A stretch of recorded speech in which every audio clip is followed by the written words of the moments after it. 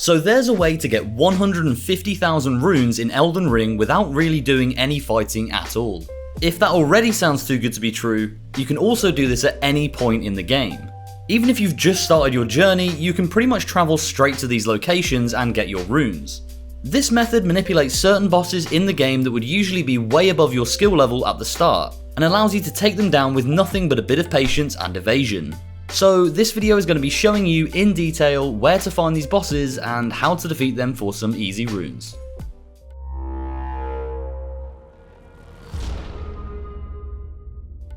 We'll start by looking at by far the easiest and most surefire way to make around 100,000 runes in one go.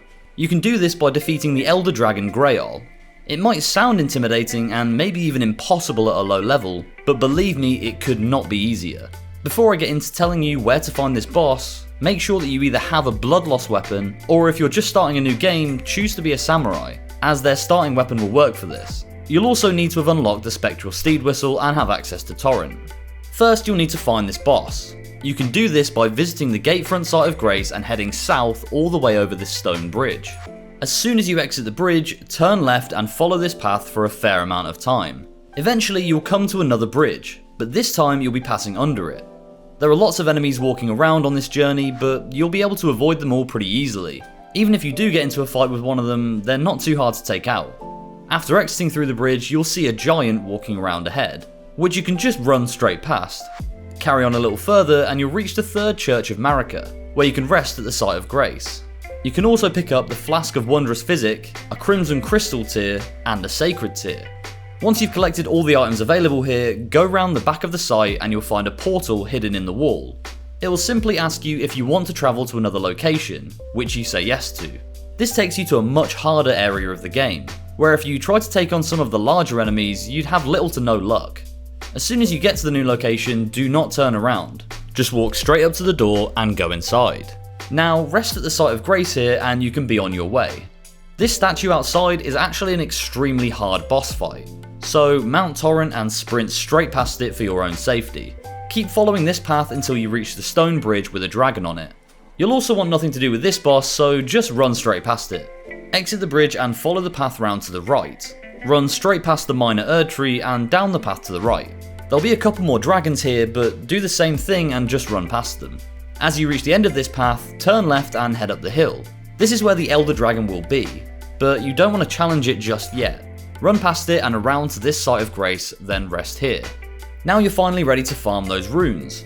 Run directly forward from this site of Grace and stand between the dragon's left leg and its wing. Now with your blood loss weapon, start swinging.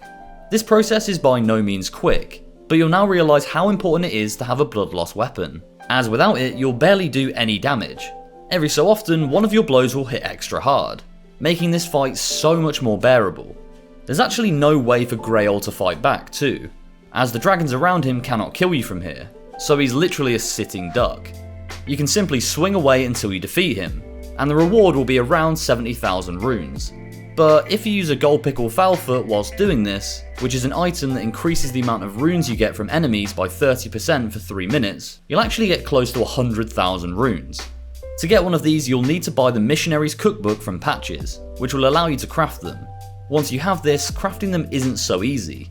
You'll need 3 roa fruits, 2 4-toed foulfoot, and a gold firefly. Whilst the roa fruit is easy to farm, the others aren't as straightforward. I'll put how to get them on screen now. Anyway, now on to the second boss fight that you'll be choosing for free runes, and it's actually one of the Knight's Cavalry.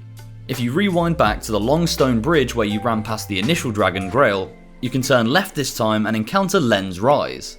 Make sure to rest up at this site of Grace and use up all your runes on leveling up, or go and buy items with them, as there is no guarantee you'll do this boss first try. It took me a fair few. The idea for this fight, if you can call it that, is that you'll want to lead the Knight's Cavalry off the edge of the cliff. This is possible and he will fall to his death, but you have to get pretty lucky and risk dying a lot of times to get it right. If you rest until nightfall, you can run straight to the bridge opposite the site of Grace to encounter him. Then you want to run past him and jump over this wall onto the slight ledge where the cliff meets the bridge. Now you want to bait him into charging at you and move out the way so he falls to his death. Like I said, chances are you'll die a lot of times trying this, and will probably even die when you succeed like I did. but if you can time it right, he will fall and it will tell you that you have felled the enemy. Then, even if you die, you can return to pick up your runes immediately. This is definitely a harder process than defeating Greyoll, but it also does not require you to fight anyone, and will grant you roughly 40,000 runes for doing so. Altogether, after defeating these 2 bosses, you'll be walking away with close to 150,000 runes, which, especially if you're early on in your adventure, is an incredible amount. All of that without ever having to take a hit from an opponent. So that was how to make 150,000 runes in Elden Ring without actually having to fight anyone. If this video helped you, please do consider subscribing to the channel. Thank you all for watching, and we'll see you in the next video.